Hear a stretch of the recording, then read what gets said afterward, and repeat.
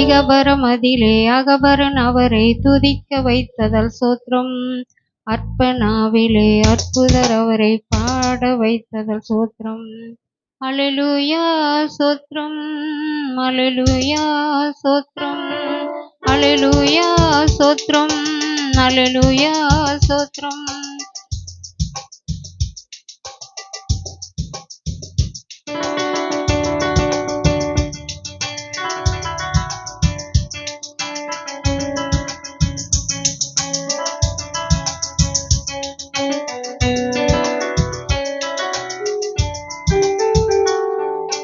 பார்வோன் சேனையை கடலில் மூழ்கடித்த தேவாதி தேவனை துதியுங்கள்.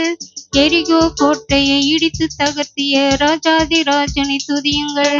பார்வோன் சேனையை கடலில் மூழ்கடித்த தேவாதி தேவனை துதியுங்கள்.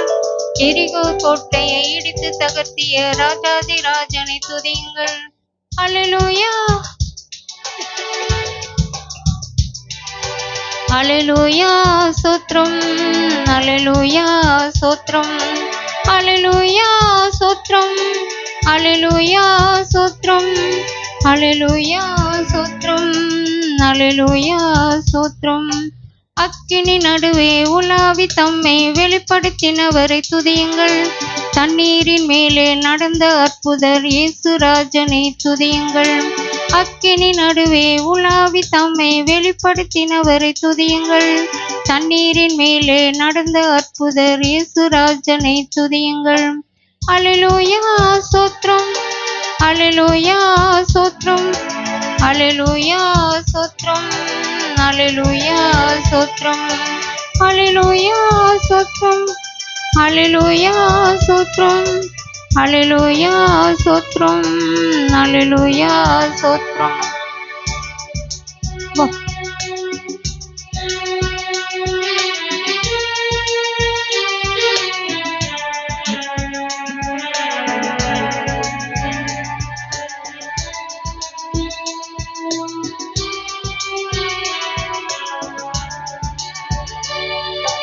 வார்த்தையினாலே அகிலம் படைத்த அநாதி தேவனை துதியுங்கள். மண்ணினாலே மனிதனை படைத்த மன்னாதி மன்னனை துதியுங்கள். வார்த்தையினாலே அகிலம் படைத்த அநாதி தேவனை துதியுங்கள். மண்ணினாலே மனிதனை படைத்த மன்னாதி மன்னனை துதியுங்கள். அல்லேலூயா சோத்திரம், அல்லேலூயா சோத்திரம், அல்லேலூயா சோத்திரம், அல்லேலூயா சோத்திரம், அல்லேலூயா சோத்திரம், அல்லேலூயா சோத்திரம், அல்லேலூயா சோத்திரம், அல்லேலூயா சோத்திரம். இகபரமதிலே அகபரன் அவரை துதிக்க வைத்ததால் சோத்திரம். அற்பனாவிலே அற்புதர் அவரை பாட வைத்ததால் சோத்திரம். இகபரமதிலே அகபரன் அவரை துதிக்க வைத்ததால் சோத்திரம். அற்பனாவிலே அற்புதர் அவரை பாட வைத்ததால் சோத்திரம். அல்லேலூயா சோத்திரம், அல்லேலூயா சோத்திரம், அல்லேலூயா சோத்திரம், அல்லேலூயா சோத்திரம், அல்லேலூயா சோத்திரம், அல்லேலூயா சோத்திரம், அல்லேலூயா சோத்திரம், அல்லேலூயா சோத்திரம். கர்த்தர் நல்லவர். தொடர்ந்து நம்முடைய வருஷத்துடைய வாக்குத்தத்த வசனத்தை வாசிப்போம். தேவன் தமது பார்வைக்கு நல்லவனாய் இருக்கிறவனுக்கு ஞானத்தையும் அறிவையும் இன்பத்தையும் அளிக்கிறார். தமது பார்வைக்கு நல்லவனாய் இருக்கிறவருக்கு இந்த 3 விதமான காரியங்களையும் அவர் செய்கிறார். இதை குறித்து நம்ம தொடர்ந்து பார்த்து கொண்டு வரோம். இதனுடைய அடிப்படையில் பேதுரு எபேசியருக்கு எழுதின நிருபத்தில் 1ஆம் அதிகாரத்தில் 8வது வசனத்தை மையமாக வச்சு பார்க்குறோம். அதை வாசிங்க. அந்த கிருபை சகல ஞானத்தோடும் புத்தியோடும் எங்களிடத்தில் பெருக பண்ணினார். ஆமா, கிருபை என்ன செய்தாரா? பெருக பண்ணக்கூடியவர். அப்படி என்றால் அந்த கிருபை அதிகமாக அதிகமாக பெருக்கம் என்பதற்கு அளவே கிடையாது, அதிகமாக்கக்கூடியவர் அப்படிங்கிறதை குறித்து பார்த்தோம். கடைசி, அதாவது போன வாரத்தில் என்ன பார்த்தோம்னு ஞாபகம் இருக்கா? வரல. சரி, புலம்பல் 3:22 வாசிங்க. புலம்பல் 3:22.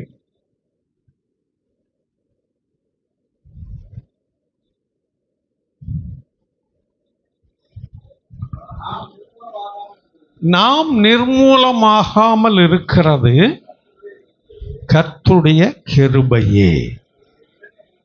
அவருடைய இரக்கங்களுக்கு, அவர் இரக்கங்களுக்கு முடிவில்லை. அப்படிங்கிறதுனால தான் இதுவரைக்கும் நானும் நீயும் ஜீவனோடு இருக்கிறோம். அல்லேலூயா.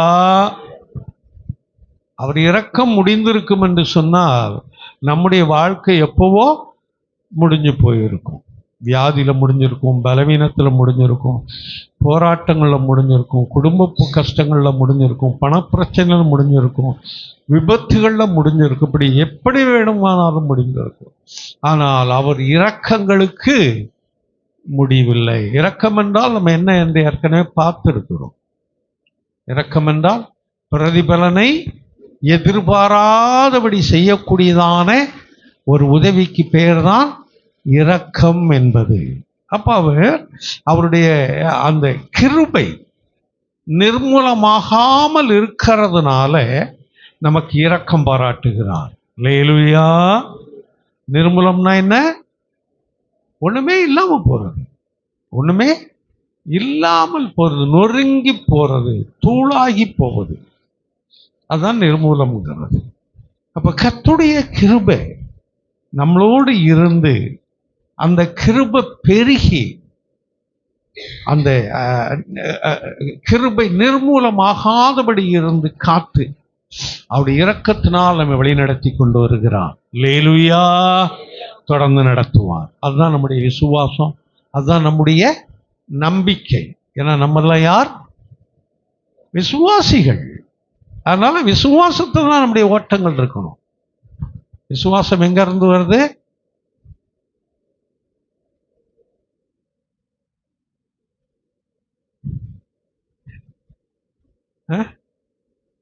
விசுவாசம் எங்க இருந்து வரணும்? வேத வசனத்துல இருந்து.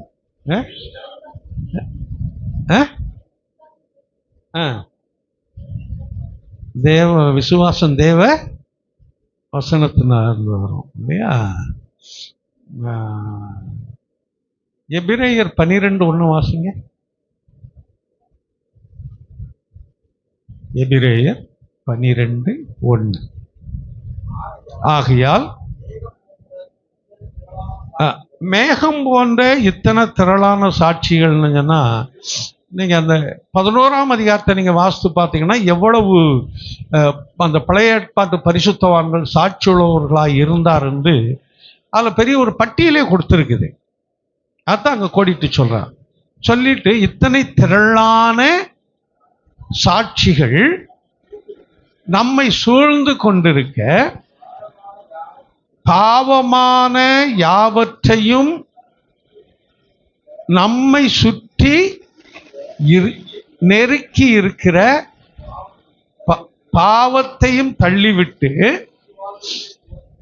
விசுவாசத்தை துவக்குகிறவரும் முடிக்கிறவருமாய் இருக்கிற இயேசுவை நோக்கி நமக்கு நியமித்திருக்கிற ஓட்டத்தில் பொறுமையோடு ஓடக்கடவும். ஓட்டம்னு சொல்லி இருக்குது. அது எப்படி பொறுமையா ஓடுறது? பொறுமையா ஓடனா எப்படி ஜெயிக்க முடியும்? ஓட்டம்னு சொல்லி இருக்குது. ஓட்டம்னாலே என்ன?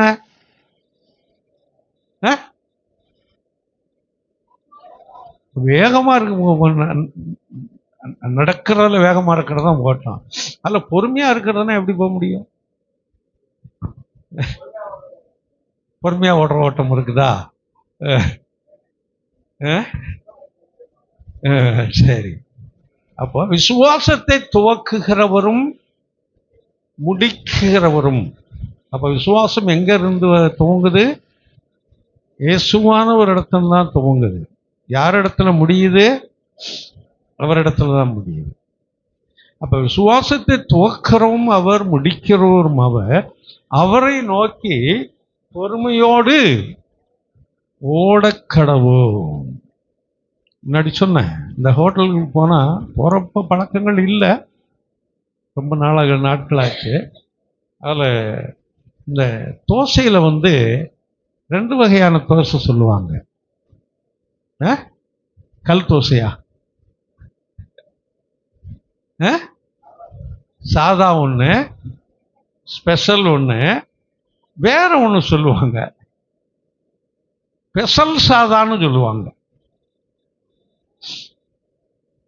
அது ஸ்பெஷல் சாதானா என்னன்னு, ஸ்பெஷலும் அதில் வந்துடுது, சாதாவும் அதில் வந்துடுது. அது எப்படி ஸ்பெஷல் சாதா ஒன்று? ஸ்பெஷல் என்பது வேறு, சாதா என்பது வேறு. இது ரெண்டையும் சேர்த்தே சொல்லுவாங்க. ஸ்பெஷல் சாதா ஒன்று அல்லனா 2 அப்படின்னு சொல்லுவாங்க. அது என்னன்னு புரியல. அதனால தான் ஓட்டத்தில் பொறுமையாக இருக்கணும். இந்த பொறுமை என்பதற்கு நாம் எடுத்துக்கொள்ளக்கூடிய ஒரு பகுதி என்னவா இருக்க வேண்டும் என்றால் கவனம். ஓட்டத்தில் கவனமாய் இருக்க வேண்டும். இந்த ஒலிம்பிக் ஆரம்பிக்கிற காலங்களில் அதில் முதல் ஓட்டப்பந்தயத்தில் கலந்து கொள்ளும் போதே ஜெயிக்க வேண்டும் என்று சொல்லும்போது, அந்த முதல் ஓட்டப்பந்தயத்தில் பேருக்கு போட்டிருந்தாங்க, எனக்கு மறந்துருச்சு. முன்னாடி ஓடிக்கொண்டிருந்தவன் சில தங்க குண்டுகளை அந்த வழியில் அப்படி போட்டுக்கிட்டே ஓடுவானா. அன்னைக்கு தங்கமெல்லாம் இவ்வளோ விலைகள் கிடையாது. இன்னைக்கு நான் 55 ரூபாய் என்னமோ வந்துருச்சுன்னு நினைக்கிறேன், இல்லையா? அன்னைக்கு இவ்வளோ விலையெல்லாம் கிடையாது. அன்னைக்கு மிஞ்சி போனால் 60 ரூபா, 70 ரூபா, 30 ரூபா இப்படித்தான் இருந்திருக்கும். எது ஒரு ஒரு ஒரு பவுனே சொல்கிறேன், ஒரு சவரனை. ஆமாம், அவ்வளோதான் இருந்தது. ஏன்னா எனக்கு தெரிஞ்சு 90 ரூபாய்க்கு இருந்திருக்குது. நான் சிறு வயதில் இருக்கும்போது நல்ல ஞாபகம் உண்டு. ஒரு ஒரு பவுன் 90 ரூபாய்க்கு இருந்திருக்குது. அப்போ இன்னைக்கு தான் அப்படி ஏறி இருக்கு. அப்போது அது ஒன்றும் பெருசாக யாரும் யோசிக்கிறது இல்லை அது. அதனால் ஓடும்போது இந்த தங்க குண்டுகளை போட்டுக்கிட்டே ஓடுவாங்க. ஏன் போட்டுக்கிட்டு ஓடுறான்னா, பின்னாடி வரக்கூடியவர்கள் அந்த குண்டை எடுக்கிறதுக்கு அப்படி குனிஞ்ச நேரத்தில் அவன் 10-20 அடி முன்னாடி ஓடிடுவான். இதே மாதிரி ஓடிதான் அவன் ஜெயித்தானான். அடுத்த செட்டு வரும்போதும் அதே மாதிரி அவன் குண்டுகளை போட்டு ஓடினானா. ஆனால் அதில் ஓடின ஒரு நபர் அதை பார்க்காதபடி அவருடைய லக்கை மாத்திரம் நோக்கி ஒரு ஓடி அவனை ஜெயித்தார் அப்படின்னு சொல்லி அந்த இதில் வாசித்தேன் நான். அப்ப என்ன சொல்றேன்னா, நமக்கு நியமிக்கப்பட்ட லக்கு, நமக்கு நியமிக்கப்பட்ட ஒரு கோல். படிக்கிற பிள்ளைங்களுக்கு என்ன லக்கு? அதான் இலக்கு. என்ன இலக்கு பிள்ளைகளுக்கு? அவங்களுடைய கோல் என்ன? படிக்க பிள்ளையுடைய எதிர்பார்ப்பு என்ன? சரியா சத்தமா சொல்லுப்பா. பாஸ் பண்ணணும். படிக்கிறது மாத்திரம் இல்லை, நான் இந்த வேலைக்கு போகணும். அப்ப அந்த வேலைக்கு போனா நான் எப்படி படித்தால் போக முடியும்? இதுதான் இவர்களுடைய அந்த எண்ணம். அப்படி வச்சுக்கொள்ளுங்க. அப்போ ஓட்டப்பந்தயத்தில் ஓடக்கூடியவங்க எப்படி ஓடணுமா? விசுவாசத்தை தொகுக்கிறவரும் முடிக்கிறவருமா இருக்கிற இயேசுவை நோக்கி நமக்கு நியமித்திருக்கிற ஓட்டத்திலே. அப்படிதான் வாசிக்கிறோம். அதுல ஒவ்வொருவருக்கும் அந்த விசுவாசத்துடைய அளவுகள் வேறுபடும். ஒவ்வொருத்தருக்கும் விசுவாசத்துடைய அளவுகள் மாறுபடும். ஏன்னா விசுவாசம் என்பது ஒரு வரம். ஏன்னா அப்படித்தான் நம்ம வாசிக்கிறோம், கர்த்தர் கொடுக்கக்கூடியது. அப்போ அந்த விசுவாசம் நமக்கு கொடுக்கப்பட்ட ஓட்டம் எது, அதுல நம்ம ஓடிக்கொண்டே இருப்போம். ட்ராக் மாறினா, ட்ராக் அந்த கோடு மாறிடுச்சுன்னா என்ன ஆகும்? அவர்கள் வெளியில வந்துடணும். அவங்க முன்னாடி ஓடினாலும் அவர்கள் தோத்தவர்கள் தான் கணக்கு, ஜெயிச்சதுல வராது. அப்போ அவர்கள் ஓடுவதற்கு கோடு போட்டிருக்கிறாங்க. அந்த கோட்டுக்குள்ளேயே தான் அவர்கள் என்ன செய்ய வேண்டும்? ஓட வேண்டும். நாங்கள் 9th 10th தெரியல படிக்கும்போது அந்த போர்ட்ஸுகள்லாம் வைத்து ஓட்டப்பந்தயம் வச்சுருந்தாங்க. என்னோட ஃப்ரெண்ட் ஒரு பையன் ஒன்றா பாரு, சந்திரசேகர்னு நினைக்கிறேன், ஞாபகம் இல்லை. அவங்க அப்பா ஒரு டாக்டர். அவன் தான் ஃபர்ஸ்ட்ல வந்துகிட்டு இருக்கிறான். எல்லாரும் காட்டலாம் ஃபர்ஸ்ட்ல வந்துகிட்டே இருக்கிறான். ஆனா எல்லாரும் 5 ரவுண்டு முடிச்சிட்டாங்கன்னு சொன்னா இவன் 4வது ரவுண்ட்ல தான் இருக்கிறான். 5 ரவுண்டு ஓடி முடிச்சிட்டாங்கன்னா இவன் 4வது ரவுண்ட்ல இருந்தா அவங்கள காட்டலாம் எப்படித்தான் தெரியும், முன்னாடி ஓடுற மாதிரி தான் தெரியும். ஆனா 7 ரவுண்டு கடைசியா ஓடி தான் முடிச்சாங்க. எல்லாம் போய் நின்றுட்டாங்க. 7 ரவுண்டு அதெல்லாம் சுற்றி தான் வந்து அவன் நின்னான். அப்போ நமக்கு நியமித்திருக்கிற அந்த ஓட்டங்கள், நமக்கு விசுவாச வாழ்க்கையில் நமக்கென்று கொடுக்கப்பட்ட காரியங்கள் அல்ல. மற்றவர்களை பார்த்தால் நாம் இடறி போவோம், மற்றவர்களை பார்த்தால் நாம் வீழ்ந்து போவோம். நமக்கு கர்த்தர் எந்த விசுவாசத்தை கொடுத்திருக்கிறார், அந்த விசுவாச வாழ்க்கையில நம்ம என்ன செய்வோம், ஓடிக்கொண்டே இருப்போம். அந்த விசுவாச வாழ்க்கையெல்லாம் எப்படி ஓடணுமா, நமக்கு தெரிஞ்ச மாதிரி சொல்லலாம், கவனமாய் ஓட வேண்டும்.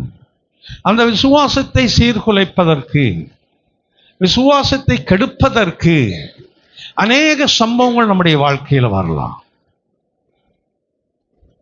அநேக சூழ்நிலைகள் அது நிமித்தம் வரலாம்.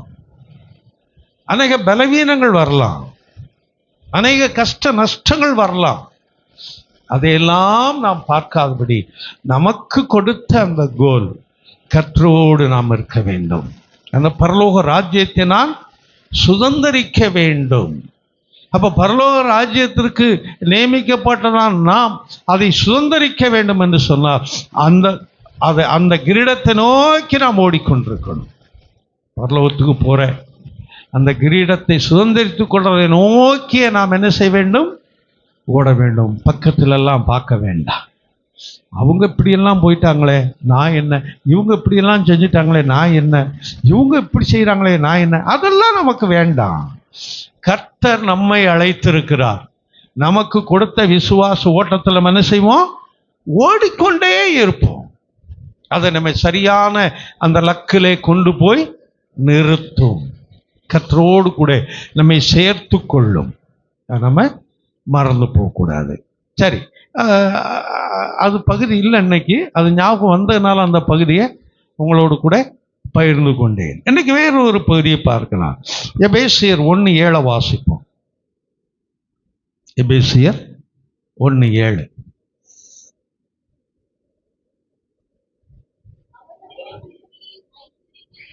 அவருடைய கிருபையின் ஐஸ்வரியத்தின்படியே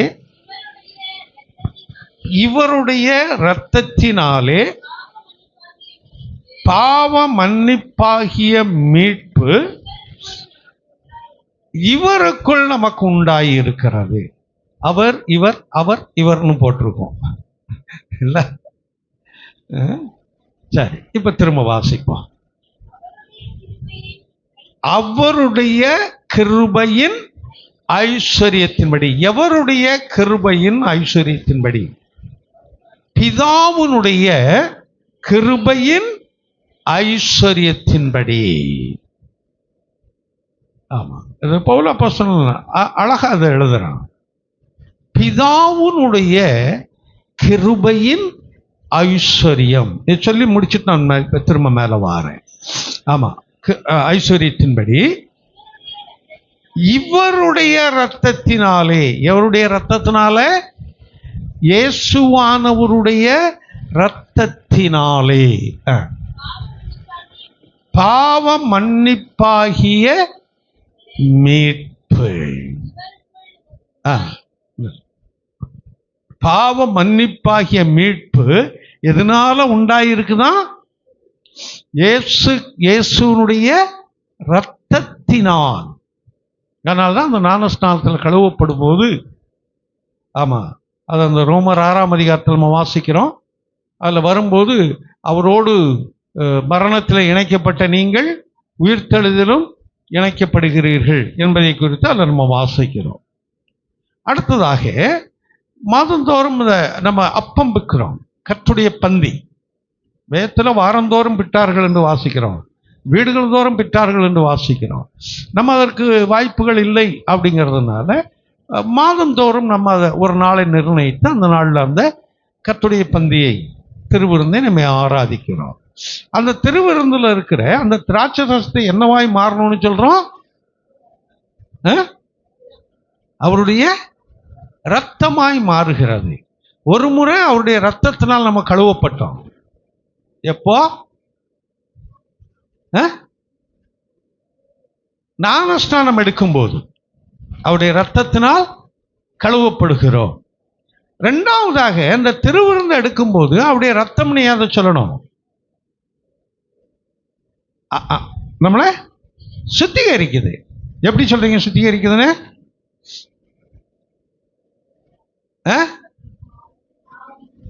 எந்த வசனம் அது?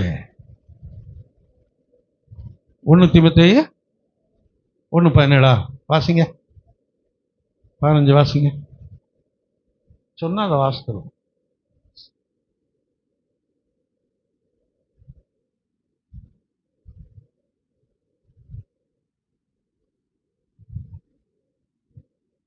சரி, 1 யோவான் 1:7 வாசிங்க.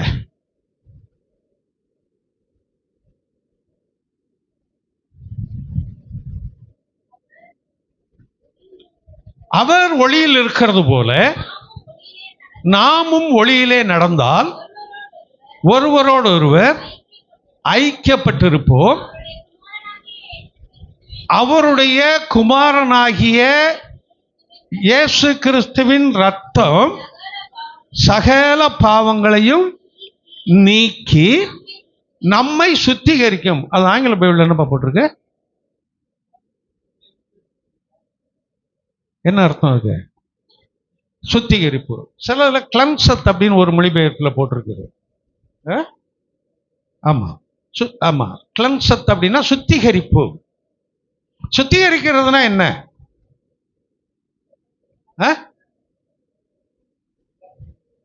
எப்படி சுத்தமாகிறது? அழுக்கெல்லாம் போயிருந்தா சுத்திகரிப்புங்கிறது. குளிக்கிறது என்ன சொல்லுவீங்க? குளிக்கிறத எப்படி சொல்றோம்? அழுக்கு போறதுக்கு தான் குளிக்கிறோம். அழுக்கு போகுதாங்க போகலையாங்கிறது அடுத்த கேள்வி. அதுக்குள்ளெல்லாம் நான் கடந்து போகலை. அதை சுத்திகரிப்பு நம்ம சொல்ல முடியாது, மறந்துடக்கூடாது. சுத்திகரிப்பு உள்ளான பகுதிகள், உள்ளான பகுதிகள். இப்ப ரத்தத்தை சுத்தப்படுத்தணும்னு சொல்றாங்க.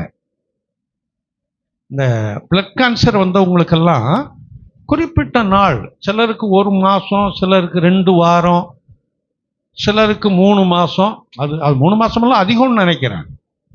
ஆமா, அந்த ரத்தத்தை என்ன செய்யணுமா? சுத்திகரிக்கணுமா? அந்த சுத்தத்தை சுத்திகரிக்குங்கிறது இந்த இடத்துல ஏதோ அதை போட்டு இன்னொரு புது ரத்தத்தை இங்கே ஏற்றுவாங்க. இந்த பகுதியில் ஒரு ஓட்டை போட்டு இந்த ரத்தம் வெளியே வந்துக்கிட்டே இருக்கும். பழைய ரத்தம் ஒரு பக்கம், பழைய ரத்தம் எல்லாம் வெளியில வந்துக்கிட்டே இருக்கும். இன்னொரு பக்கம் புது ரத்தம் ஏறிக்கிட்டே இருக்கும். அவங்களுக்கு தெரியும். அது வரும்போது அதை ஸ்டாப் பண்ணிடுவாங்க. சில வேளை பழைய ரத்தம் ஒரே ஒரு கண்ணுக்கு தெரியாத அளவு உள்ள இருந்தா கூட எல்லா ரத்தமும் திரும்ப அப்படியே அந்த இதை மாறிடுமா கேன்சர். அப்படி பண்ணுவதற்கு பேர் தான் என்ன? சுத்திகரிப்பு. ஒரு பாத்திரத்துல உள்ள கழுவுறமே, அதுதான் சுத்திகரிப்பு. இப்ப வெளியில கழுவுறதுக்கும் உள்ள கழுவுறதுக்கு வித்தியாசம் இருக்குது. வெளியில எப்படி கழுவுவீங்க?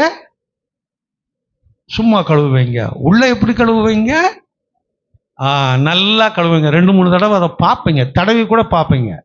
வெளியில தடவ மாட்டீங்க, உள்ள தடவி பார்ப்பீங்க, என்ன ஒட்டி இருக்குது இல்லை எப்படி இருக்குது. அதற்கு பெயர் தான் சுத்திகரிப்பு. அப்போ நம்ம தான் ஏற்கனவே அவருடைய ரத்தத்தினால் கழுவப்பட்டோமே, இப்ப எதுக்கு அந்த சுத்திகரிப்பு தேவை நமக்கு? அப்பவும் உள்ள இருக்கிறது தான். நம்ம ஞானஸ்நானம் எடுக்கும் போது உள்ள இருக்கிறதும் வெளியில இருக்கிறது எல்லாம் சேர்த்து தான் கர்த்தர் நம்மளை சுத்திகரிக்கிறார். ஏன்னா நம்முடைய இருதயத்தை தான் மாத்துறாரு. ஞானஸ்நானம் எடுக்கும்போது கல்லான இருதயத்தை எடுத்து போட்டு சதையான இருதயத்தை நமக்கு வைக்கிறார். அந்த ஒரு செகண்ட்ல அந்த ஞானஸ்நானத்துல கல்லான இருதயத்தை எடுத்து போட்டு சதையான இருதயத்தை நமக்குள்ளாய் வைக்கிறார். அதனால ஒரு மாற்றம் அங்க நடக்குது. அதனால் நம்முடைய வெளியில் உள்ளதான பாவங்களை மன்னிக்கும்படியாகத்தான் அதை செய்கிறாரு. ஆனால் இப்போ இந்த இடத்துல ஏன் இந்த கர்த்தருடைய பந்தை அனுசரிக்கணும்? இந்த ரத்தம் என்று ஏன் அதை அவர் சொல்ல வேண்டும்? நாமும் ரத்தம் என்று சொல்லி ஏன் அதை நாம் எடுத்துக்கொள்ள வேண்டும்? அது எதை சுத்திகரிக்கணும்? எதை எப்படி சுத்திகரிக்கும்? இல்லை எதை சுத்திகரிக்கும்? எதை சுத்திகரிக்க வேண்டும்? இருதயத்தை. சரி,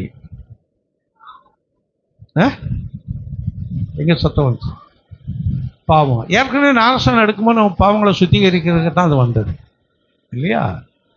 அதுக்கப்புறம்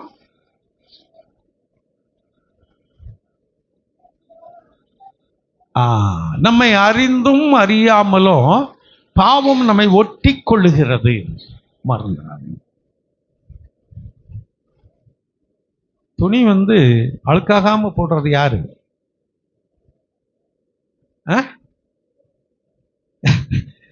நீங்க போட்டிருக்கிற ட்ரெஸ்ஸு அழுக்காகாம போடுறது யாரு? எந்த இடத்துல வேணாலும் உட்காந்துருவோமா? இல்லை உட்காந்துடுறீங்களா? இல்லை. எப்படி உட்கார்றோம்? எவ்வளவு பார்த்து எவ்வளவு ஜாக்கிரதையா உட்காரமா அப்படி உட்கார்றோம். அப்படி இருந்தா அழுக்கே ஆகாதா? எப்படி ஆகுது தெரியல.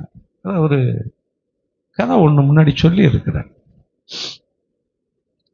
ஒரு எஜமானி அம்மாவும் வேலைக்காரியும் ஒரு திருமணத்துக்கு போனாங்க. திருமணத்துக்கு போகும்போது அந்த வேலைக்காரி எங்கே உட்கார போனால் நில்லு உட்காராதானே எஜமானி போய் ஒரு சேர் எடுத்து ஒன்று போட்டு இந்த சேரில் உட்காரு அப்படிம்பாங்களாம். அந்த சேரில் தான் அந்த வேலைக்கார சகோதரி உட்காரணும். இந்த அம்மாவும் பக்கத்தில் உட்காருவாங்க. அந்த வேலைக்காரி சகோதரியை நல்லா கவனிச்சுக்கிட்டாங்க. அங்கே இருந்தவங்களுக்கெல்லாம் ரொம்ப ஆச்சரியம். ஏடா இந்த காலத்துலேயும் வீட்டில் வேலை செய்கிற ஒரு வேலைக்காரிய ஒரு சகோதரிய வேலைக்கார பொம்பளைய இப்படி பார்க்குறாங்களே, மரியாதையா இப்படி பார்க்குறாங்க, எங்கே இருந்தாலும் சேர் எடுத்து போடுறாங்களே, பார்க்குறாங்களே அப்படின்னு சொல்லி எல்லாருக்கும் ஆச்சரியம். அப்போ இங்கே இருந்து அவங்க ஒருத்தவங்க கேட்டாங்க, உங்களை மாதிரி எல்லாரும் இருந்துட்டா இங்கே பிரச்சனையே இல்லை. ஏன்னா எந்த அளவுக்கு உங்கள் வேலைக்கார அந்த பொம்பளைக்கு நீங்கள் அன்பு பாராட்டுறீங்க, சேரெல்லாம் எடுத்து போடுறீங்க, ஆமாம் ரொம்ப அது மேலே கவனமாக இருக்கிறீங்கன்னு சொல்லி இந்தம்மா சொல்லிச்சான். அதெல்லாம் ஒன்றும் இல்லை, அவள் கட்டியிருக்கிறது ஏன் பட்டு புடவை, அவள் கட்டிட்டு வந்திருக்கிறது ஏன் பட்டு புடவை, நான் தான் கொடுத்து அதை கட்டிட்டு இங்கே வர சொல்லி இருக்கிறேன். ஆனால் அவள் கண்ட இடத்துல உட்கார்ந்ததை கிழிச்சு கொடுத்துருவா. அதனால தான் பாதுகாப்பாக இருக்கிறதுக்கு நான் இந்த வேலையெல்லாம் செய்கிறேன்னு சொல்லி அந்த அம்மா சொன்னாங்களாம். சரி, ஏதோ ஒரு கவனம் இல்லையா? நம்முடைய துணிகளை நாம் என்ன செய்யறதுக்கு விரும்புறதில்லை, அழுக்காக்க விரும்புறதில்லை. நம்முடைய உடம்பை நம்ம மண்ணள்ளி போட்டு அழுக்காய்க்கிறோமா? இல்லை. மண்ணுக்குள்ளேயே போனாலும் கூட குடும்பம் வரைக்கும் அதெல்லாம் உதறி விட்டு ஜாக்கிரதையாக இருக்கிறோம். அப்புறம் எப்படி உடம்பு அழுக்காகுது? எப்படி சட்டை அழுக்காகுது? துவைக்கிறவங்களுக்கு தான் தெரியும் வீட்டில் பிள்ளைங்க துணியெல்லாம் எப்படி இருக்குன்னு சொல்லி. எங்கே வேணாலும் உட்காருவாங்க, எங்கே வேணாலும் எந்திரிப்பாங்க. ஆமாம், அதில் கரை பெயிண்ட் எல்லாம் ஒட்டி இருக்கும். பெரியவங்களுக்கு கூட சில நேரம் அப்படி தான் இருக்கும் இல்லை? அவங்களுக்கு தான் அது அந்த துவைக்கிறவங்களுக்கு தான் தெரியும். அப்போ அழுக்காக்க வேண்டும் என்று அழுக்காகலை, ஆனால் அது அழுக்காகி விடுகிறது. அழுக்காகி விடுகிறது. அப்படி அழுக்காகி விடுறதுல இருந்து நம்மை சுத்திகரிக்கிறதுக்காகத்தான் அந்த கர்த்தருடைய பந்தியிலே நாம் கலந்து கொள்ளுகிறோம். அல்லேலூயா.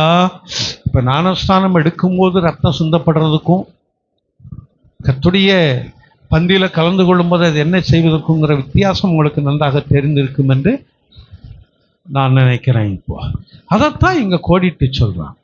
1:7 வாசிங்க திரும்ப.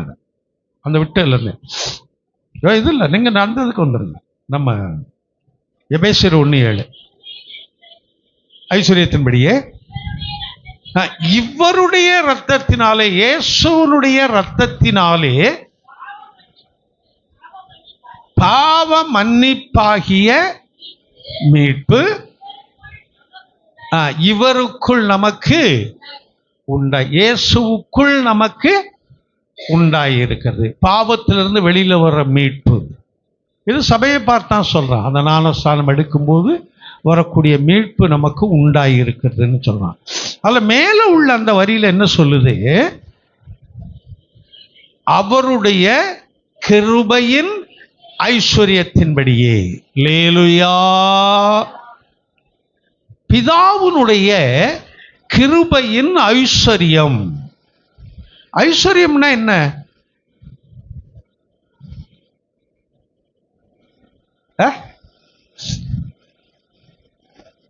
என்னமா?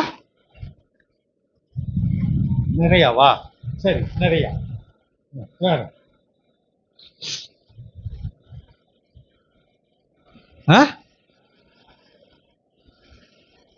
அதான் நிறைய அப்படிங்கிறது சொல்லியாச்சுல்ல.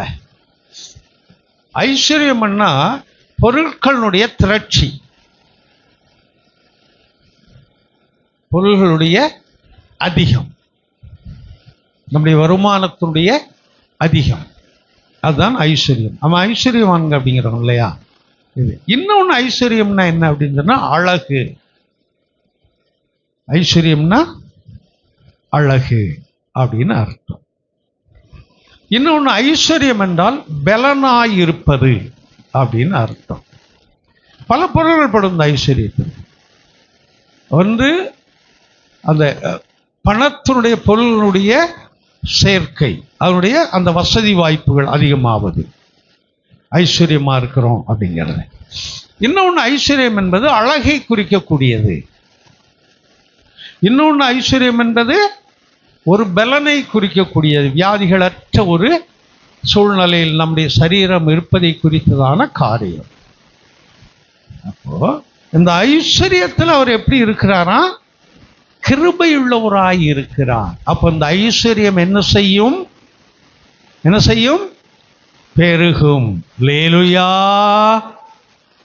இந்த ஐஸ்வர்யம் நம்முடைய வாழ்க்கையில பெருகும். ஐஸ்வர்யம் என்றால் 3 காரியங்கள். முதலாவது என்ன? பொருளாதாரம். பொருளாதாரத்தில் ஒரு ஐஸ்வர்யம் ஒன்று. இரண்டாவது அழகு. ஆமா, நான் அழகு, நீங்க உங்களுக்கு அழகு, அவ்வளவுதான். ஏன்னா என் தேவன் என்னை போல, அவரை போல என்ன படைத்திருக்கிறார். ஒவ்வொருவரையும் அவரை போல படைத்திருக்கிறார். அவர்களுக்கு அவர்கள் யார்தான்? அழகுதான். ரொம்ப நாளைக்கு முன்னாடி இங்கே சண்டே ஸ்கூல் எடுக்கும்போது, நான் பொதுவாக அங்கே தான் உட்காருவேன். சண்டே ஸ்கூல் எடுக்கும்போது இதுதான் என்னுடைய சீட். இந்த இடத்துல கீழே இங்கே பிள்ளைங்க மேலே வருவாங்க, வந்து மேலே முதுகில் ஏறி உட்காருவாங்க, தோளில் உட்காருவாங்க, தலையை பிடிச்சி சடையெல்லாம் போடுவாங்க. அப்போ ஒரு நபர் சொன்னாங்க, பாஸ்டர் நீங்கள் அப்போ கொஞ்சம் முடி வெள்ளையெல்லாம் இருந்துச்சு, நீங்கள் முடிக்கு கொஞ்சம் டை மட்டும் அடிச்சிருங்க பாஸ்டர், அப்படியே சூப்பராக இருப்பீங்க அப்படின்னாங்க ஒரு சகோதரி. என்ன நான் சொன்னேன், அப்படியா அப்படின்னு. ஆமாம் அப்படின்னாங்க. சரி அப்படின்னு, அவ்வளோதான், வேற ஒன்றும் சொல்லலை. அது யாருன்னு ஞாபகம் இருக்கும், அது யாருன்னு ஞாபகம் இருக்கும். ஆமாம், சரி. அப்போ அழகு. ஆமாம், என்ன நம்ம இது இயற்கையில் வர்றதை மாற்றவே முடியாது. சிறு பிள்ளைகளுக்கு நிறைய பேருக்கு இருக்கு. நீங்கள் நிறைய காய்கறி சேருங்க, அதில் கருவேப்பிலை நிறையா சேருங்க, அது இளநரைகள். எனக்கு இருக்கக்கூடிய இளநரை தான். ஆமாம், அது அதனால் அதை சேர்த்தீங்கன்னு சொன்னால் ஆட்டோமேட்டிக்காக அது மாறும். அதனால் ஒன்றும் தவறில்லை. எதுக்கு சொல்ல வரேன்னு சொன்னால், அவரவர்கள் என்னதான் அழகுதான். இந்த அழகு அதிகமாக்குறேன்னு நினச்சிட்டு தான் நம்ம ஏதாவது நம்ம சரீரத்துக்கு கெடுதலை உருவாக்கி வச்சுக்கிட்டு இருக்கிறோம். இருக்கிற அழகு பத்தாது, அதை அதிகமாக்க போகிறேன்னு சொல்லி எதுவாவது ஒன்று செஞ்சுக்கிட்டு முகத்துலலாம் அங்கங்கா பருவாக வந்துக்கிட்டு, ஆமாம் என்ன இதனால வந்துருச்சா அப்படின்னு ஒரு கேள்வியோடு கூட உட்காந்துக்கிட்டு இருக்கிறோம். நார்மலாக நீங்கள் என்ன செய்வீங்களோ நார்மலான நிலைமையில செய்யுங்க, அது உங்களுக்கு அழகு. ஏன்னா நீங்கள் அழகாக இருக்கிறீங்க, அழகா இருக்கிறீங்க. ஆமாம், மற்றவங்க அழகா இருக்கிறீங்க இல்லைங்கன்னு நம்மளை பார்த்து சொல்லணுங்கிற அவசியம் இல்லை. நாம் அழகாக இருக்கிறோங்கிற எண்ணம் நமக்கு இருந்தால் போதும். முகத்தை கழுவி சுத்தமாக வச்சுருந்தா போதும். வேணா கொஞ்சம் இந்த பட்டி பார்க்குறதுனா பார்த்துருக்காங்க பாருங்கள், இந்த மாதிரி பட்டியெல்லாம் பார்க்குறதுனா பார்த்துக்கங்க, அது உங்கள் விருப்பம். வீட்டில் நாங்கள் 3 பேருமே அதை ஆரம்பத்துலேருந்தே செய்கிறது கிடையாது. ஆமாம், அந்த நான் ஊழியத்துக்கு வந்த நாட்கள்ல இருந்து அந்த பவுடர் போடுற வேலையெல்லாம் கிடையாது. அதுக்கு முன்னாடி குட்டிக்குறான்னு ஒரு பவுடர் இருந்தது. அந்த குட்டிக்குறா பவுடரை பனியனை தூக்கிட்டு உள்ளே கொட்டுவேன், சட்டையை தூக்கிட்டு உள்ளே கொட்டுவேன். இந்த மாதிரி கர்ச்சிப்பை 4 மடித்து அதுக்குள்ளே கொட்டி வச்சு பாக்கெட்டில் வச்சுட்டு போவேன் எங்கேயும். ஏன்னா குட்டிக்குறா அவ்வளவு மனம் இருக்கும். அப்போ இப்போ அவ்வளோ மனங்க கிடையாது. இங்கே தான் கம்பெனி இங்கே தான் இருக்குது. அந்த டிஎல்எஃப் பக்கத்தில் தான் கம்பெனி இருக்குது, டிஎஸ்ஆர்னு சொல்லி. முன்னாடி அவ்வளோ மனம் இருக்குது, இப்போ அங்கே போனால் அந்த மனங்கள் இல்லை. ஏன் கர்ச்சிப்பில் வச்சுட்டு போவேணுங்கன்னா, வெளியில் போகும்போது எங்கேயாவது இருந்துச்சுன்னா அந்த கர்ச்சிப்பை துடைக்கிற மாதிரி அதை கொஞ்சம் போட்டுக்கிறது, வேற ஒன்றும் இல்லை. அது ஊழியத்துக்கு எப்போ வந்தனோ அப்போ இருந்து அந்த காரியங்களை என்ன செய்யறது இல்லை, நான் விட்டேன். அப்புறம் சிஸ்டர் அதுக்கப்புறம் அவங்க விட்டாங்க. அதுக்கு முன்னாடி எவ்வளோ போட்டாங்கங்கிறது எனக்கு தெரியாது, அவங்களும் விட்டாங்க. இமான் தெரிஞ்ச அளவுக்கு அவனும் போடுறது இல்லை. அதனால் நான் போடுறது உங்களை தப்புன்னு சொல்ல வரல, அது உங்களுடைய விருப்பம், உங்களுடைய வாய்ப்பு. ஆனால் உள்ளதும் கொட்டுறேன்னு சொல்லி இது உருட்டி கொட்டுறேன்னு உள்ளதையும் கெடுத்துறாதீங்க. உருட்டி கொட்டுறேன்னு உள்ளதையும் உடைச்சிடக்கூடாது. இந்த பேண்ட் அடிச்சுக்கிட்டே இருந்தாங்களா சர்ச்சில். ஒரு பையன், என்ன நீ பேண்ட் அடிக்கிற கூட, நான் அடிக்கிறேன் பாரு அப்படின்னு கையை பரட்டி பரட்டி நல்லா அடித்து உருட்டி இருக்கிறான். ஓங்கி ஒரு அடி அடிச்சிருக்கான், ட்ரம்மு கிழிஞ்சிருச்சு. ஒழுங்காக அடிச்சுக்கிட்டு இருந்தாலும் என்ன செஞ்சுருப்பாங்க, அடிச்சிருப்பாங்க.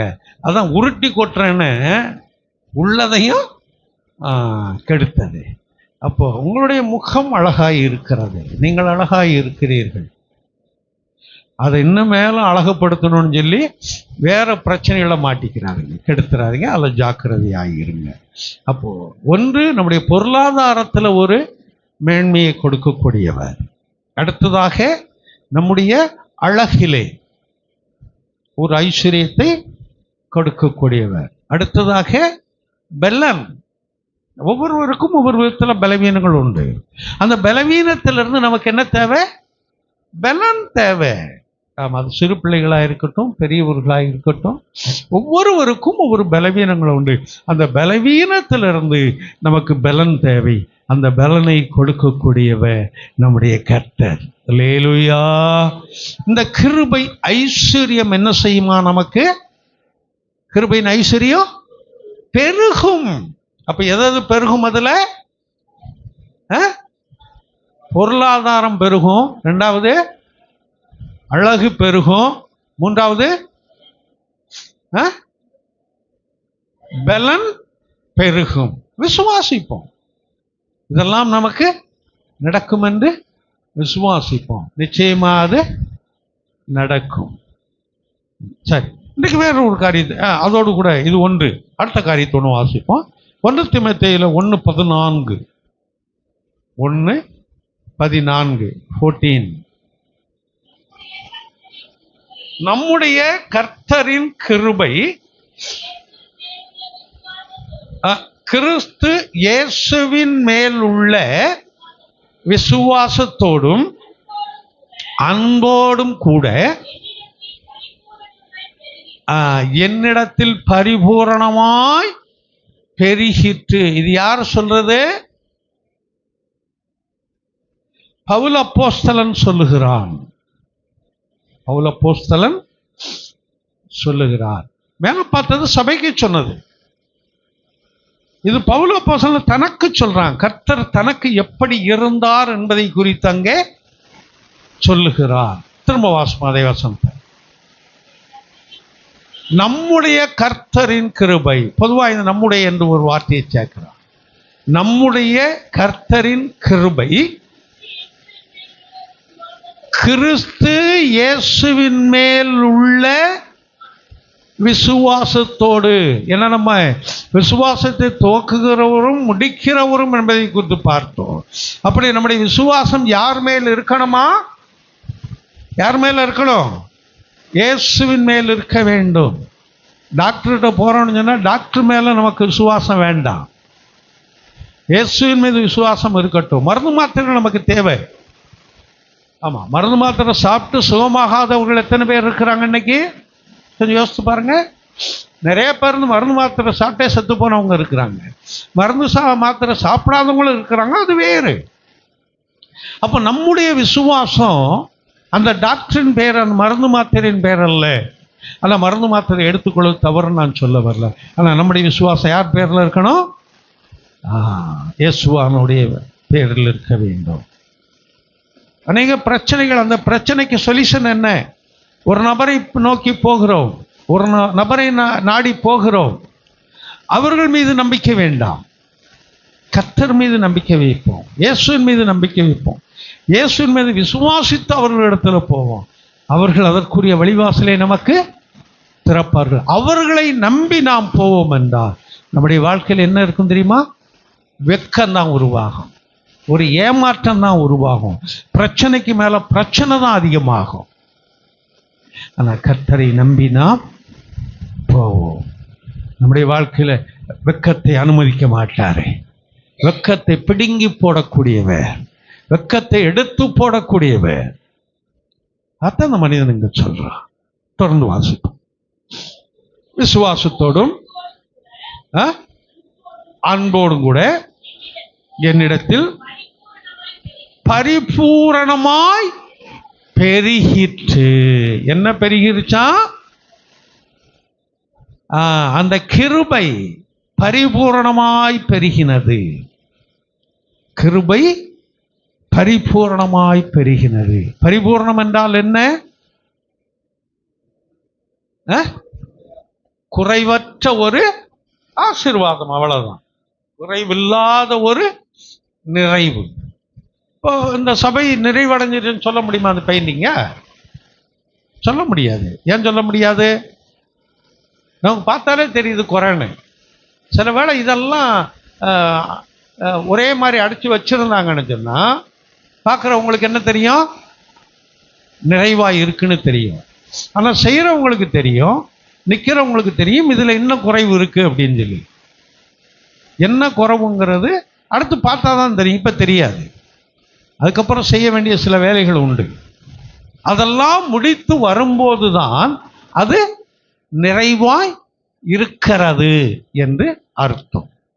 அப்ப அந்த பரிபூரணத்தை நமக்கு என்ன செய்யக்கூடியவராய் இருக்கிறாரா? நிறைவாக்கக்கூடியவராய் இருக்கிறார். அந்த பரிபூரண நிறைவு எப்படி இருக்குமா? பெருகும். இல்லைன்னா அந்த பரிபூரணம் பெருகும். பெருகிறதுன்னா பார்த்தா அது அதிகமாகிறது. அப்போ ஒரு குறைவற்ற ஒரு தன்மையில் இருப்பதற்கு பெயர் தான் பரிபூரணம். அந்த பரிபூரணம் பெருகும்.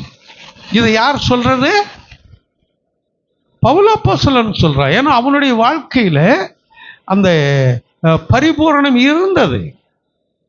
பரிபூர்ணமான அவனுடைய மரணம் வரைக்கும் அந்த பரிபூர்ணம் இருந்தது. பவுலை சிறைச்சேதம் செய்தார்கள் என்று சரித்திரத்தில் வாசிக்கிறோம். சிறைச்சேதம்னா என்னன்னு தெரியுமா?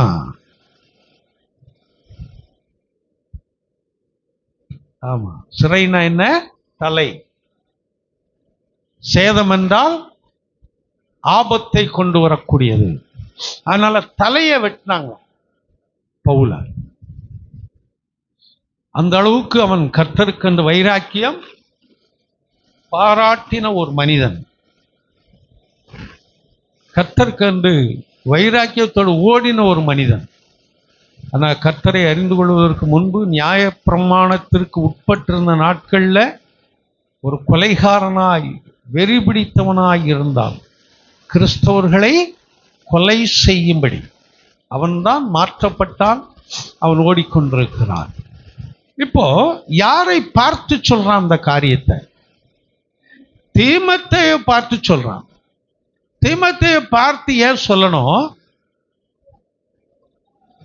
இவன் இந்த தீமோத்தேயு இவனுக்கு யாரா?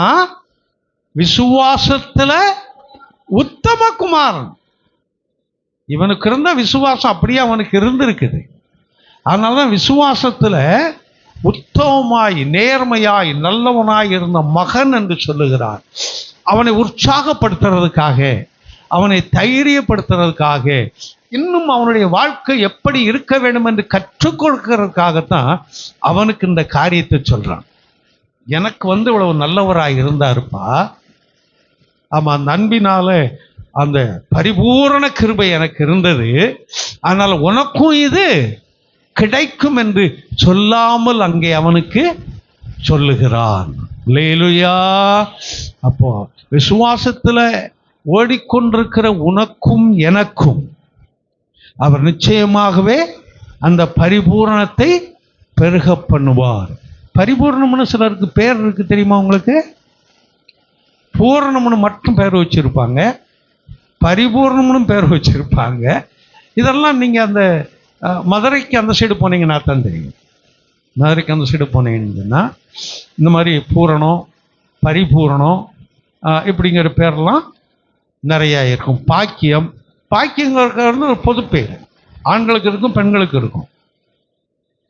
பாக்கியம்னு மட்டும் பேர் வச்சிருப்பாங்க, பாக்கியராஜன் இருக்கும், பாக்கியநாதன் இருக்கும், இப்படி பல அந்த பாக்கியத்தில் பல பேர் சேர்த்து வச்சிருப்பாங்க. இது பொதுவான பெயர். ஆமாம். அப்போ அந்த பாக்கியவான் என்று வேதம் சொல்லுகிறாரு, பாக்கியவான் என்று வேதம் சொல்லுகிறாரு. இங்க பரிபூர்ணம் என்று சொல்லுகிறாரு. அப்போஸ்தலர் 4:33 வாசிங்க. 33 அப்போஸ்தலர். கர்த்தராகிய இயேசுவின் உயிர்த்தெழுதலை குறித்து அப்போஸ்தலர்கள் மிகுந்த பலமாய் சாட்சி கொடுத்தார்கள். அவர்கள் எல்லார் மேலும் பூரண கிருபை உண்டாயிருந்தது. அல்லேலூயா. சாட்சி கொடுத்தவர்கள் மேலும் இருந்தது, சாட்சிகள் கேட்டவர்கள் மேலும் இருந்தது. அல்லேலூயா. மறந்துடக்கூடாது. பரிபூரண கிருபை, அந்த பரிபூரணம் நம்முடைய வாழ்க்கையிலே பெருகும். யாருக்கு எந்த பரிபூரணம் தேவை?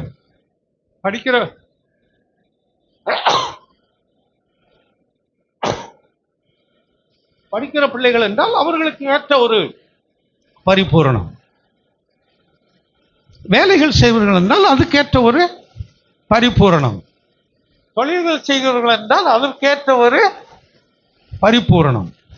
வீட்டில் இருப்பவர்கள் என்றால் அதற்கேற்ற ஒரு பரிபூரணம். அப்ப யாருக்கு எந்த சூழ்நிலை அந்த பரிபூரணம் தேவையோ நிச்சயமாக அதை கொடுக்க அவர் வல்லவராய் இருக்கிறார். அல்லேலூயா. போன்றாவது ஒரு காரியத்தை வாசித்து முடிக்கலாம். ஏசாயா 55:3. ஏசாயா 55:3. உங்கள் செவியை சாய்த்து என்னிடத்தில் வாருங்கள், கேளுங்கள், அப்பொழுது உங்கள் ஆத்மா பிழைக்கும். தாவீதுக்கு அருளின நிச்சயமான கிருபைகளை உங்களுக்கு நித்திய உடன்படிக்கையாக ஏற்படுத்துவேன். யாரை பார்த்து சொல்லக்கூடிய காரியம் இது? இது தேவன் நேரடியாய் சொல்லக்கூடிய வார்த்தை. தேவன் நேரடியாய் சொல்லக்கூடிய வார்த்தை. யாரை பார்த்து சொல்றது? இஸ்ரவேல் ஜனங்களை பார்த்து சொல்றது. குறிப்பா அதிகமா பார்த்தீங்கன்னா யாக்கோபையும் இஸ்ரவேலையும் குறித்து தொடர்ந்து பார்த்து கொண்டு வருவோம். அதிலே ஓடும்.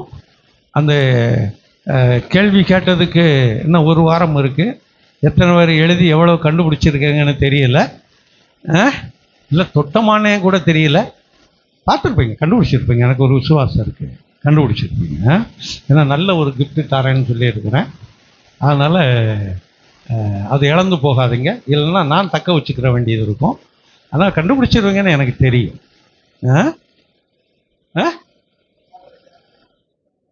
ஒரே கொஞ்சம் கண்டுபிடிச்சாச்சு. அதான் கொஞ்சமோ நிறையாவோ அதுக்குள்ள வசனம் எனக்கு இருக்கணும், அவ்வளோதான். கொஞ்சம் நிறையாங்கிறதுலாம் இல்லை. அது 10 வசனம் இருக்குதா, ஒரு வசனம் இருக்குதா, ஒரு வரியில் இருக்குதா, அவ்வளோதான் நமக்கு தேவை. அதில் கொஞ்சங்கிறது நிறையாங்கிறதால அளவு கிடையாது. ஒரு வசனமா, 2 வசனமா, 4 வசனமா, 10 வசனமாங்கிறது நமக்கு அளவு கிடையாது. அதுக்குரிய பதில் வேணும், அவ்வளோதான். 10 வசனத்தில் பதில் இருந்தாலும் சரி, ஒரே வரியில் பதில் இருந்தாலும் சரி, ஒரு வசனத்தில் பதில் இருந்தாலும் சரி, அவ்வளோதான் முடிஞ்சிருச்சு. சரி. ரெண்டாவது அதையும் கேட்டுக்கிட்டே இருக்கிறேன்.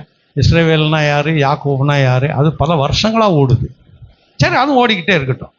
பாருங்க, அப்படி என்றால் தாவீதுக்கு அருளின நிச்சயமான கிருபை. நிச்சயமான கிருபைனா என்ன? உறுதியானது, உறுதிப்படுத்தக்கூடிய ஒன்று. அந்த நிச்சயமான கிருபை நம்முடைய வாழ்க்கையில் பெருகும். அந்த உறுதியாய் இருக்கக்கூடிய கிருபைகள் நமக்கு பெருகும். திரும்ப அதே வசனத்தை வாசிக்கணும். உங்கள் செவியை சாய்த்து. செவினா என்ன? ஆமா, நேற்று அந்த நியூஸ்ல கேட்கும்போது இந்த பக்கம் ஈரோடு எங்கேயோ ஒரு சேலையூர்ல காரோ ஏதோ லோன் வாங்கியிருக்கிறான் போல இருக்கு. காரோ பைக்கோ தெரியல, கார் தான் நினைக்கிறேன். 3 லட்சம் ஏதோ லோன் வாங்கினதுல 18 டியூ அடைச்சிட்டான், இன்னும் 5 டியூ அடைக்கல ஏதோ சொன்னாங்க. அந்த அந்த அந்த பணம் வசூலிக்கிறவங்க போய் அசிங்கமாக பேசி காது மேலே அடிச்சிருக்கான், பலார்னு அதிகமாக. அது இந்த பக்கம் செடி அறுந்து போச்சான் உள்ள, அந்த ஜவு அறுந்துருச்சான் உள்ள காது. அதுக்கப்புறம் போய் அவன் கேஸ் கொடுத்துட்டு போலீஸில் ஆஸ்பத்திரியில் போய் படுத்துருக்கிறானா. என்ன அதுக்கு ஆக்ஷன் எடுப்பாங்கன்னு நமக்கு தெரியல. அது இல்லையா, அது கோர்ட்டுக்கு போச்சுன்னு சொன்னால் வேறு மாதிரி போகும். அவங்க நேராக வீட்டுக்கு போகக்கூடாது. முதல்ல அவங்களுக்கு நோட்டீஸ் அனுப்பணும். இந்த மாதிரி நீங்கள் கட்ட வேண்டிய டியூ கட்டலை, எப்போ கட்டுறீங்க நோட்டீஸ் அனுப்பணும். அதுக்கப்புறம் போய் தன்மையாய் பேச வேண்டுமே தவிர அவர்களை யாரும் என்ன செய்யக்கூடாது, வம்பு பண்ணக்கூடாது. இவங்க அப்படி அராஜகத்தில் போய் நான் உள்ளூர்காரன், நீ என்ன பண்ண முடியும் பாருங்க, வம்பு பண்ணி இருக்கிறார்கள். நேற்று வந்தது. ஏன் அதை சொல்ல வந்தேன்னு சொன்னால், இந்த பக்கத்தில் அடித்தா என்ன செய்யாது காது. அதனால தான் பொதுவாக அந்த காதில் அடிக்கக்கூடாதும்பாங்க. காதில் அடித்தா கிருன்னு உள்ள. கிருந்துச்சுன்னா என்ன அர்த்தம் தெரியுமா? கிருந்துச்சுன்னா என்ன அர்த்தம் தெரியுமா?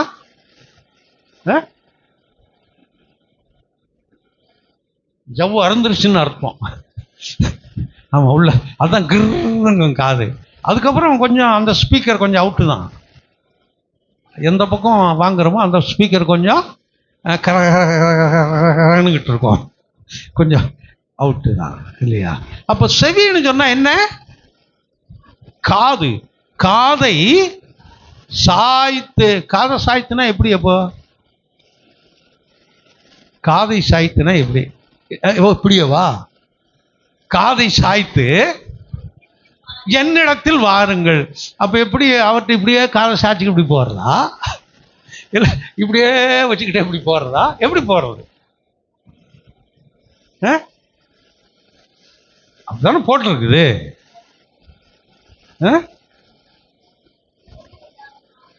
நம்முடைய முழு கவனமும் அவரை சார்ந்திருக்க வேண்டும். இதை உங்களுக்கு இன்னும் புரியுற மாதிரி சொல்லணும்னு சொன்னா, ஒரு சம்பவத்தை சொல்லி அனுப்புவோம். இதை போய் அவங்க கையில் சொல்லிட்டு வா அப்படின்போம்.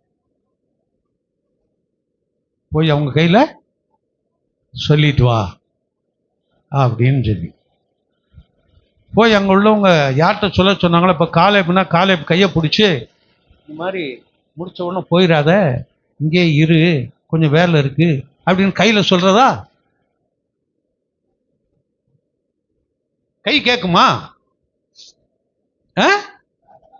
காது தான் கேட்குது. அப்ப ஏன் கைன்னு சொல்றோம்? இப்ப நடைமுறையில் நம்ம தான் சொல்றோம். காதுல சொல்லிட்டு வந்தோன்னு யாரும் சொல்றது இல்லை. அவங்க கையில சொல்லிட்டு வந்தேன், அவங்க செஞ்சாங்களா என்னன்னு தெரியல. சாதாரணமா சொல்லும் போது இந்த வார்த்தை அவங்க கையில சொன்னேன், அவங்க செஞ்சாங்களா இல்லையான்னு தெரியல. அப்ப கையுக்கும் காதுக்கும் கனெக்ஷன் இருக்குதா என்ன? நீ அதை கவனி. அதனால்தான் அந்த வீட்டு ஜெபங்களில் ஏற்கனவே பார்த்துருக்கிறோம். கேள். கேள்னு அர்த்தம் என்ன? அது எதில் வாசிக்கிறோம்? திருப்பக்கூடாது பைபிளை.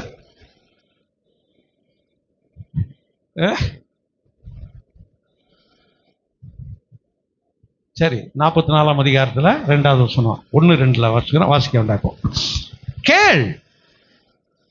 கேள்னா நம்ம என்ன கேட்காமல இருக்கிறோம்? புதிய ஏற்பாடுல காதுள்ளவன் கேட்க கடவன். யாருக்கு காது இல்லாம இருக்கு? எல்லாருக்கும் காது இருக்குது. பின்ன ஏன் கேளுன்னு சொல்லி இருக்குது? நம்முடைய கவனம் அதிலே இருக்க வேண்டும். அதான் காதுள்ளவன் கேட்க கடவன். இங்க சொல்லும் போது என்ன சொல்லி இருக்குது? செவியை சாய்த்து என்னிடத்தில் வாருங்கள். ஆமா, கையில போய் நம்ம சொல்றோம், ஆனா விழுகிற செய்தி எங்க போகுது? ஆமா, சொன்ன மாதிரி கையை பிடிச்சு நம்ம சொல்றது இல்லை. ஒரு ஃபங்க்ஷன் வீட்டில் அந்த வீட்டுக்கு உரிமையாளர் வர்றவங்களெல்லாம் கையை பிடிச்சி பிடிச்சி முத்தம் கொடுத்து அனுப்புனாராம். உள்ள இருந்து வெளியில இருந்து திரும்ப உள்ள போறவங்களெல்லாம் அங்க இருந்தவங்களாம், இந்த மனுஷனை மாதிரி தான் இருக்கணும், எத்தனை பேருக்கு தான் முத்தம் கொடுப்பான் பார். ஒவ்வொருத்தருடைய கையை பிடிச்சு அதை முத்தம் கொடுத்து உள்ள இப்படி மரியாதை கொடுக்கணும் கொடுத்தா அப்படின்னாங்க. ஒருத்தர் போய் கேட்டாங்களா, யோ போதியா, எப்படி வர்றவங்க வருவாங்க, இவ்வளவு அன்பு செலுத்தினது போதும், எவ்வளவுதான் முத்தம் கொடுத்துக்கிட்டு இருப்ப, உன் கை என்ன ஆகுறது, உன் வாய் என்ன ஆகுறது அப்படின்னு. இவன் சொன்னானா, அது ஒன்றும் இல்லையா, இங்க இருக்கவெல்லாம் திருட்டு பசங்க, 2வது தடவை சாப்பிட உள்ள வந்துடுவான். அதனால அவன் கையை பிடிச்சி முத்தம் கொடுக்குற மாதிரியே நான் மோந்து பார்த்துக்கிறேன், அவன் சாப்பிட்டு போனானா இல்லையான்னு. அவன் சாப்பிட்டு வெளியே போயிட்டு திரும்ப உள்ள வாரானான்னு பார்க்கறதுக்காகத்தான் அப்படியே கையில முத்தம் கொடுக்குற மாதிரி மோந்து பார்க்குறேன் அப்படின்னானா அவன். அப்படியாவது கூட இருக்கத்தான் செய்கிறாங்க, நம்ம என்ன பண்ண முடியல. சரி, அப்படி என்றால் இங்க வரும்போது உன் செவியை சாய்த்து என்னிடத்தில் வா என்றால் உன்னுடைய கவனமெல்லாம் எனக்கு நேராய் இருக்கட்டும், என்னுடைய வார்த்தைகளுக்கு நேராய் இருக்கட்டும், என்னுடைய வசனங்களுக்கு நேராய் இருக்கட்டும். அப்படி நீ இருப்பாய் என்று சொன்னால் நிச்சயமான கிருபையை உனக்கு பெருக பண்ணுவேன். அல்லேலூயா. அந்த நிச்சயமான கிருபை நிச்சயமா நமக்கு பெருக பண்ணுவாரு. அப்ப முதலாவது இன்னைக்கு பார்த்தது என்ன? கிருபை. ஐஸ்வர்யம் பெருகும். ஐஸ்வர்யம் என்றால் என்ன? ஒன்று பொருளாதாரம் பெருகும், 2வது அழகு பெருகும், 3வது பலன் பெருகும், இல்லையா? சரி, 2வது என்ன பார்த்தோம்? பரிபூரணம். நம்முடைய வாழ்க்கையில் இருக்கிற பரிபூரணம் பெருகும், 2. 3வது இப்ப பார்த்தோம் நிச்சயம். நிச்சயம் ஏதோ மாறுதரம் அல்ல, நடந்தா நடக்கும் அப்படிங்கல, நிச்சயம், உறுதி. அது உறுதியாய் அந்த கிருபைகள் நமக்கு என்ன செய்யும்? பெருகும். இந்த 3 காரியத்தை கர்த்தர் நமக்கு ஆசீர்வதிப்பார். முழங்கால் படியிடுவார். ஆமென். எல்லாம் சேர்ந்து சொல்லுவோம். என் ஆத்துமாவே கர்த்தரை ஸ்தோத்தரி, என் முழு உள்ளமே பரிசுத்த நாமத்தை ஸ்தோத்தரி. என் ஆத்துமாவே கர்த்தரை ஸ்தோத்தரி, அவர் செய்த சகல உபகாரங்களை மறவாதே. ஆமென். நம்முடைய கர்த்தராக இயேசு கிறிஸ்துவின் கிருபையும் பிதாவாகிய தேவனுடைய அன்பும் பரிசுத்த ஆவியாருடைய ஆலோசனை வழிநடத்தலும் சமாதானம் நம் அனைவரோடும் கூட வரத்தடைப்பட்ட பிள்ளைகளோடு கூட இன்றும் என்ன சதா காலம் நிலைத்திருப்பதாக. ஆமென்.